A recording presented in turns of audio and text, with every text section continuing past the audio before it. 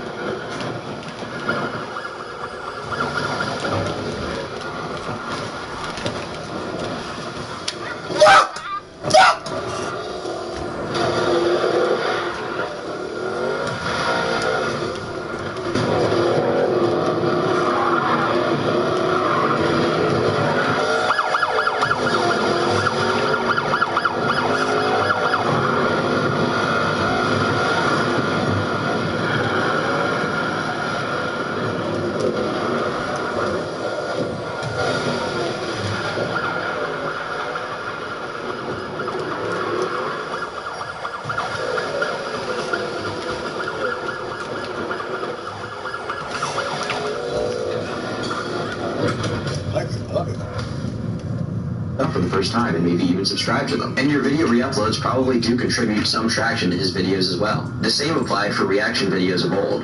That being said, the point stands that you're not really creating much of anything here and are making thousands of dollars off of riding off of other people's work. You're ripping them off, and that doesn't sit right with me or the rest of the community. But enough of XQC. I think he's actually a pretty level-headed guy, and to be honest, I do like his streams. Time for someone a little more, shall we say, eccentric?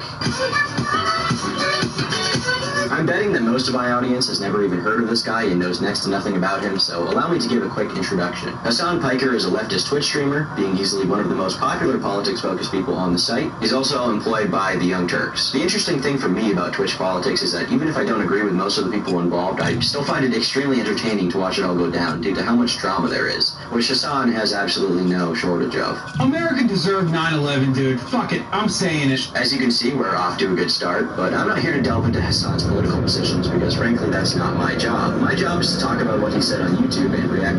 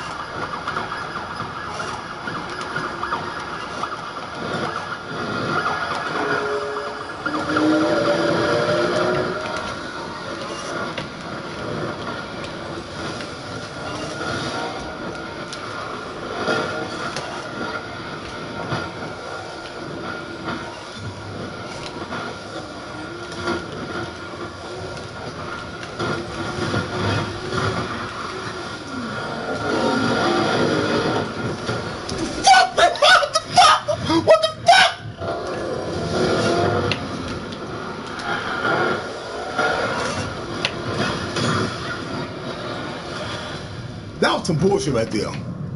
That was some bullshit. His comments on which are honestly enough that anyone with an IQ score above room temperature will see this guy for the complete fucking idiot that he is. This is the most frustrating thing because I'm a fucking React Andy myself.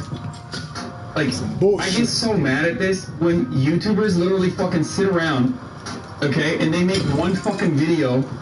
They make one fucking video a month and get like Patreon money, or they make like 2 fucking videos a week max, okay? And then they cash out with like a 6-figure check because they have a sea of simps. And then they turn around and shit on streamers who literally fucking go live for 6 to 8 hours every day. Like, that's nuts, dude. Of course there's gonna be dead space in between, you stupid fuck. This shit genuinely tilts me, dude. It genuinely tilts me. You could make a compilation of me sitting around, not even on camera, with a fucking video playing in the...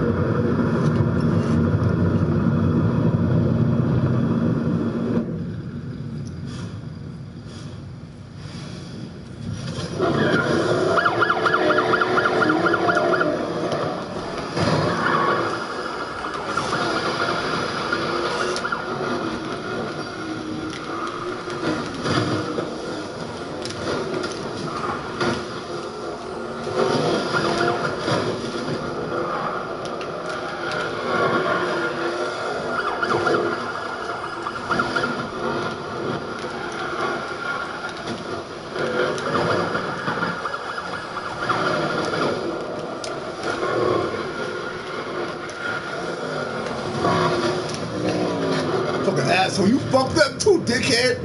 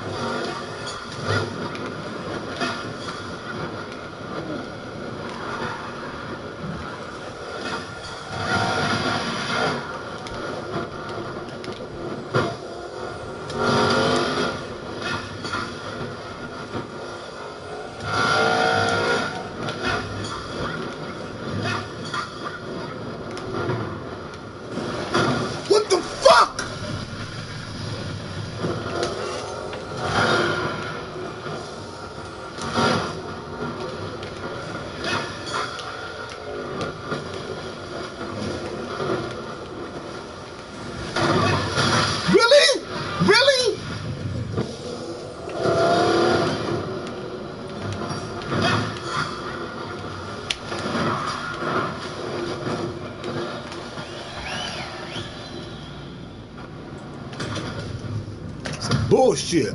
Background. You could, when you're live for 13 hours a fucking day, of course there's gonna be fucking dead space in between, dead air in between. It's so dumb. For starters, we're not talking about just some dead air. We're talking about a business model based off of stolen content. But to add on to that, the complete lack of understanding of the time that YouTubers put into their content is honestly laughable here. It's true that not every YouTuber works an 8-hour day. Frankly, a lot of people probably don't put any effort into their content. But that's also true for most Twitch streamers. And if you're targeting Leafy's here with this one, I mean, whether you like his content or not, when he was uploading daily, there's no doubt he was putting in 12-hour workdays every day. But just to get away from him completely, there are plenty of channels that undoubtedly put in pretty damn long workdays to create their content. Making YouTube videos isn't just sitting in front of your computer and watching someone else's video. Making them involves researching, writing, recording, editing, and dealing with YouTube's hilariously broken monetization system. It's a creative process that is hindered by the only site that we can make a living doing this type of stuff. And I'm not trying to complain here. I love making YouTube content. It's honestly a dream job for me. And I respect the work that Twitch streamers do when they're not watching videos in full with no added commentary, because I don't doubt that it is hard work. Try to at least tweet something out.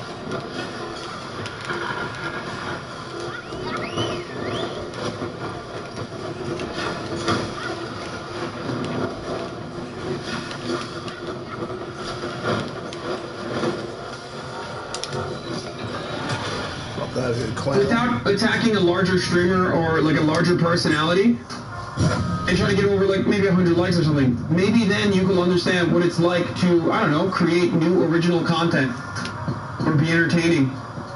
It would be nice. I know people who stream, and it's no small commitment. But to say that being a YouTuber is nothing compared to being a Twitch streamer, especially if you're a successful one, is kind of ridiculous. But hey, look, I'll be real with you guys for a second. Maybe I'm being too harsh. I mean, you know, I'm sure Hassan puts lots of work into making original, interesting content and never makes videos that aren't transformative in the slightest. I mean, you know, he's so confident of it, there's just no way that it could be otherwise, frankly. January 2020, the virus is spreading across the globe. Over down we went. Sweet. Stop panicking. Oh my god, the virus TM is everywhere. In your country, in your homes, in your cereal. Better not touch that door handle, better not touch your face. Don't touch me. Breathe somewhere else, Vector. This is an entire half-hour reaction of him eating his lunch and not saying anything. To be fair, his rap does look pretty good. It's kind of making me hungry. I think I'll go grab one. Oh, sorry, man. I got hungry and they're all gone. Keep the vibe going with YouTube Music Premium. With ad-free music that can play with the screen locked. And be saved on. I also also think it's really odd what Hassan had to say about Bo Blacks. Why did Destiny not get any fucking flack or feedback for saying America deserved 9/11? Because it's not a fucking take that is all that ultimately that fire or that hot, and you understand that, but you don't because you're a little pussy who fucking acts like they hate SJWs, but in reality, you 100% are an SJW just for your own fucking causes. That's it. Your own causes being, of course, you know, being able to say the N-word as a white dude, I assume. I don't know what bringing up the N-bomb had to do with this debate, but frankly, no, I don't think it's crazy to say that there's nothing wrong with saying it in private. I don't really care if people say it publicly either. I find it pretty funny now and then, actually. Oh, he said nigger! But it is weird that you would try to discredit what Bo Blacks had to say completely based off of some weird, unrelated argument, but if that's the game you want to play, then yeah. America deserved 9/11, dude. Fuck it, I'm saying it. You saying that America deserved 9/11 is an insane thing to put out there, and maybe we shouldn't listen to you either. He also called internet historian a chud for some reason, which for those of you who don't know is a pejorative for people on the right wing. Internet historian is kind of a chud, so I'm not shocked that he would not have a problem with like XQC. Not saying that XQC is a chud, but like if I were to fucking probably stream his video and it got a fuckload of views and then re-upload it, I'm sure that he wouldn't have the same say. But maybe he would. I don't know. I don't know. I just don't really see the political content seeping through in historians' content, to be honest. And Bo Blacks isn't a chud either. I think he's openly a liberal, but okay, dude. I don't know, Hassan. You know, nice try, man. You gave it your all. What a fucking liar, dude.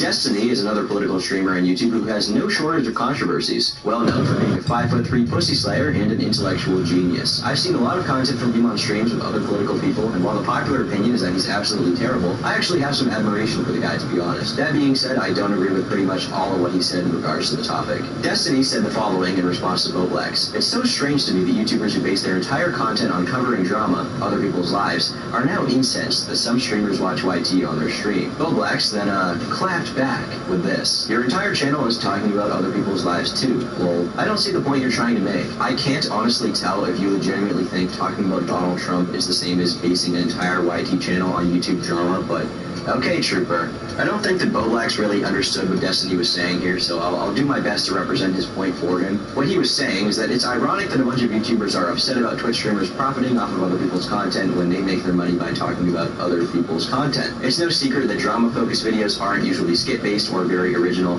They're basically news videos and opinion pieces about what other people are doing. And I also have no problem with saying that Bo Blacks doesn't make very high-quality content. I think that's something that he probably knows as well. And that's fair, but I think that Destiny is misunderstanding the point. We don't have an issue with people making money off of other people's controversies or making money off of talking about them. The issue we have is the degree to which these guys don't really make anything, and, well, they're making money from not talking about them. They're cannibalizing other people's content. They just watch it. And I think Destiny's lack of knowledge on the topic was only furthered by Bo Blacks' response to him, in which he showed that Destiny was pretty much unaware of the nature of the content that Pokey was putting on her YouTube channel. Why are you comparing a live stream to a fucking YouTube video? These are two totally different mediums.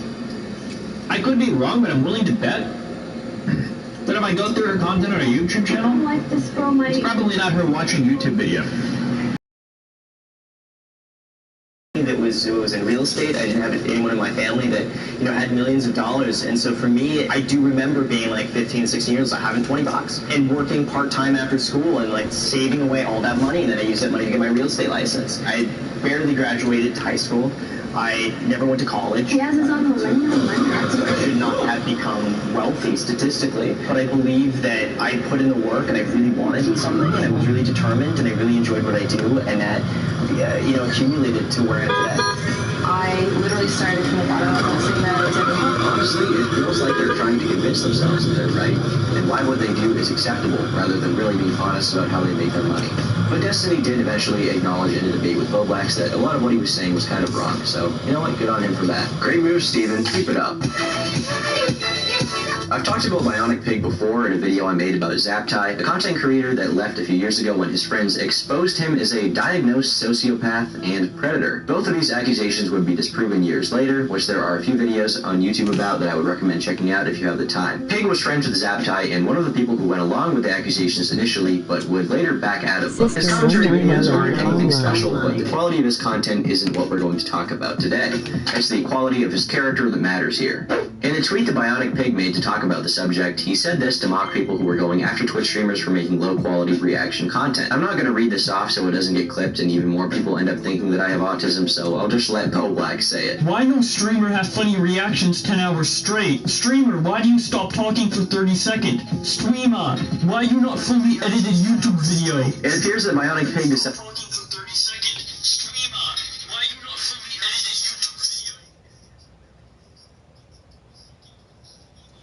Yeah, I'm online.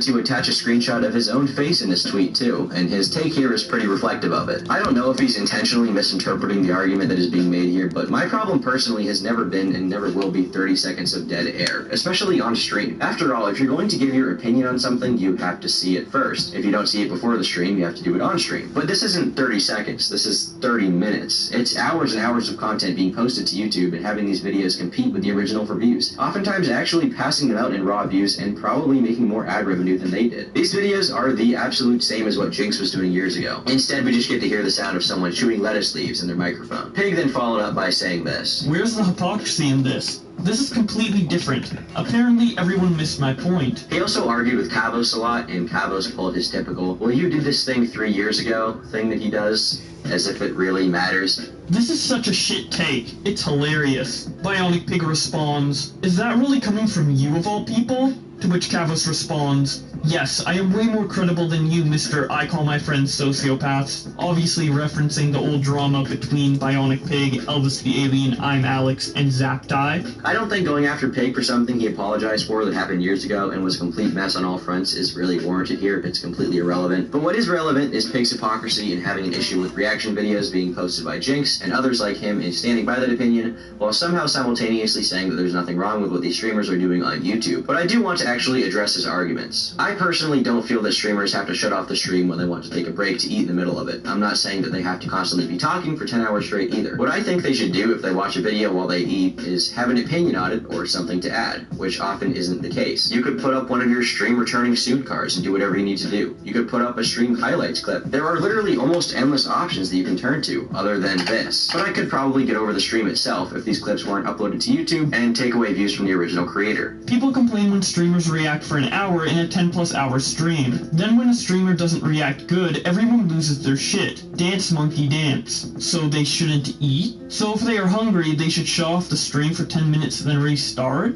It makes no sense. Streaming doesn't drastically change the scenario here. I get that there is more work sandwiched around the reactions, but at the end of the day, if you look at them side by side, they're the exact same thing. I really don't know what the argument here is anymore. Pig also talked about Nick on stream, which was clipped, and I'll play a bit of it here, but I'll leave the majority of that for Nick to talk about in his own video. You know that the little commentators would latch onto that shit and meme you, though. Good point, but like the little commentators are just a bunch of little gnats at this point. Yeah, like the Nicholas Diorio crowd, they would hound you for that. Dude, that is like a cult. Yeah, it's a very, very small cult, but it's a cult. What a fucking Weasley little liar, dude. What a fucking Weasley little liar, dude. Holy shit, dude.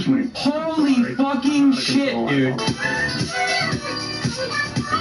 To wrap up this video, I'm very glad that all of this happened, and I'm glad that Leafy was able to piss off this many people and get this many reactions out of them. I hope that to the average viewer, this controversy will transcend the stuff around Pokimane, because honestly, all of that has been talked about to death, and I don't really have any interest in it anymore. The points about her have been made, the story has been told. What I do care about, however, are these abysmal reaction videos and the controversy around them. Someone that I neglected to talk about in this video because of his sheer lack of response to any of it is Asmongold, who reacts to content very regularly in the same way that XQC does. Yo, is this person fucking retarded? Similarly to him, he also has a channel where he re-uploads content from his streams to YouTube, which was covered pretty well by the YouTuber Dark Viper AU, where he did some math to figure out exactly how much money he believes Asmon makes off of the hard work of others, and how much effort is actually put into those videos. Would highly recommend checking out Asmongold's scam, How He Steals Your Future, which I'll link in the description below. He did a pretty great job. Asmongold, on the other hand, got big as a content creator, got lazy, stopped making his own content. He doesn't edit any videos anymore like he used to, and now he's stealing other people's labor to expand his influence and wealth. When is enough going to be enough, That's one. Hopefully some of the streamers that we talked about will take our advice and stop stealing content. As of now, they don't seem to be taking it very well. After all, why change what you were doing when you can get defensive and complain about your super hard life where you make hundreds of thousands of dollars using a computer all day? Yeah, I feel really bad for you, man. You have it so easy. Maybe make your life a little easier and hire people to edit your reactions to cut out your dead air when you show the parts that you actually react to. Or is that bring the reaction on 30 minutes to 20 minutes and we make one track again? We can't have that now, can we? I respect some of these streamers. It's unfortunate to see them having these terrible takes on stream and tweets and things. So hilarious and mad that someone pointed out that they don't have the hardest job. I guess that's all in the world. If you want to see some other commentary creators, I'll have the link in the description below. I highly recommend you check them out. And be on the lookout for Nick's video, as he was more directly targeted by some of these people, as was Bo Blacks. Thanks so much for watching this video.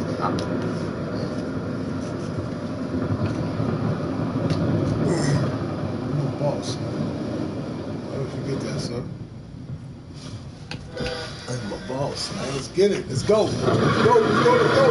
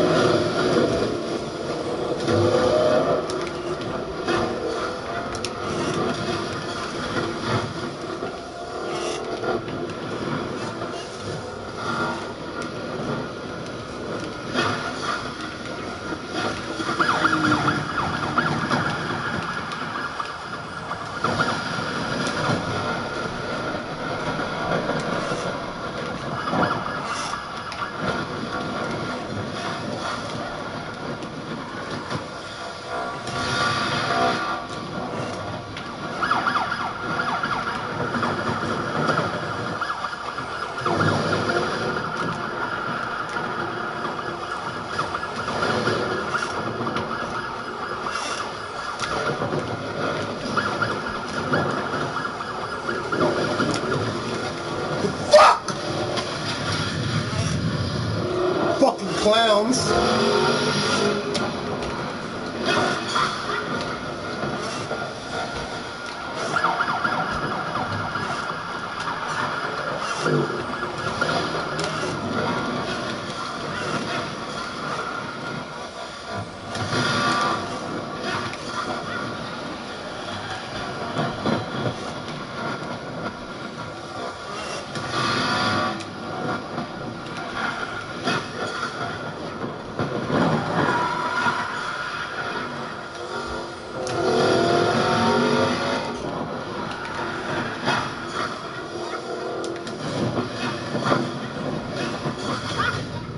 Fucking clowns. I'll see you all next time. Leave me alone.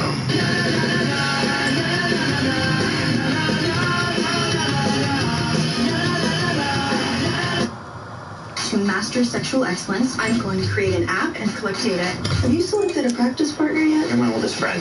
My God. You gotta try.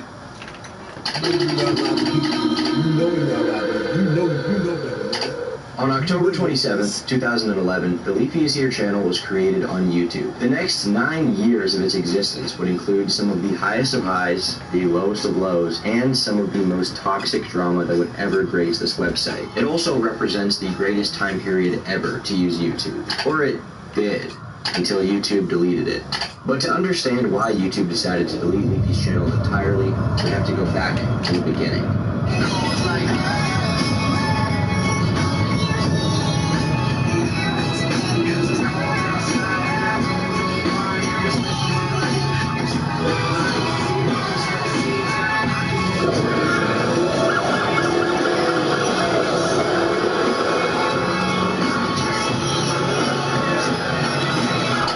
One of the the most polarizing aspects of the modern internet landscape has been the advent of cancel culture, a term that will simultaneously haunt and excite the minds of every commentary YouTuber. The reason being is that cancel culture is a cash cow. If you dig deep enough into the past of pretty much any YouTuber, you'll find something dated and weird to be criticized for in the modern day. However, a lot of controversy seems to center around a certain time period in YouTube history. A time that is so unique that creators deemed as relatively safe today, like Shane Dawson, who making videos like this.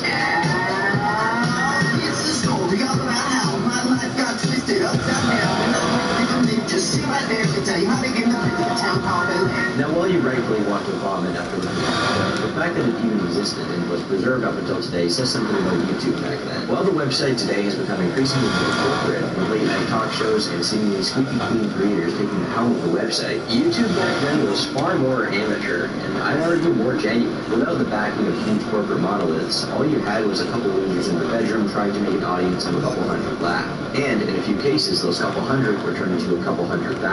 However, when people talked about YouTube back then, it wasn't about personalities like Mr. Beast and Danny Gonzalez. It wasn't about polished, highly edited series either. But rather, the name of a creator was usually made off of one individual video, such as the Chocolate Rain Guy and how many variations of the same cat video you can see. And as YouTube developed more out of its infancy, personality started to take hold of the platform. This time on YouTube created an environment that would become the crux of many commentary channels bashing on. And I was like, And Smosh used crude humor and edgy jokes in order to get a laugh out of their audience, even if they didn't really understand the joke all too well. These channels started to become the main forms of entertainment for a lot of kids growing up at the time. While before, people would really only engage with YouTube as a way to just find a funny video, these channels started to build entire communities. Subset of these bigger creators to earn money from their videos, many of them stuck with their tried and true juvenile formula to maximize their revenue gain. And as monetization became available to everyone, a demand for some alternatives started to formulate, with the first answer to that demand being gaming videos.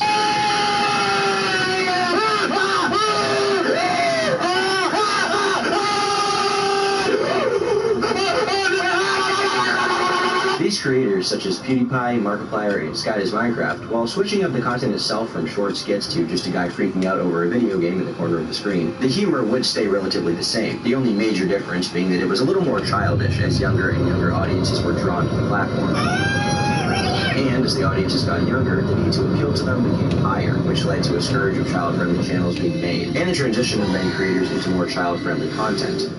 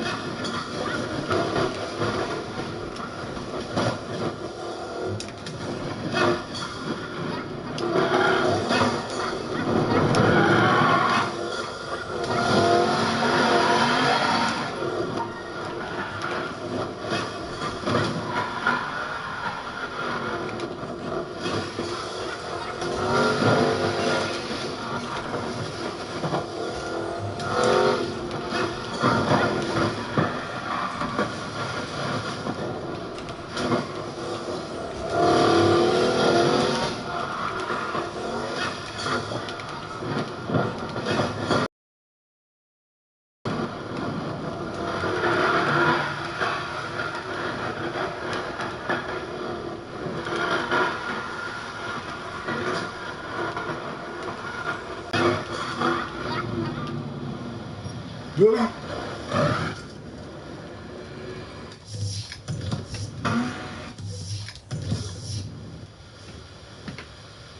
the fuck?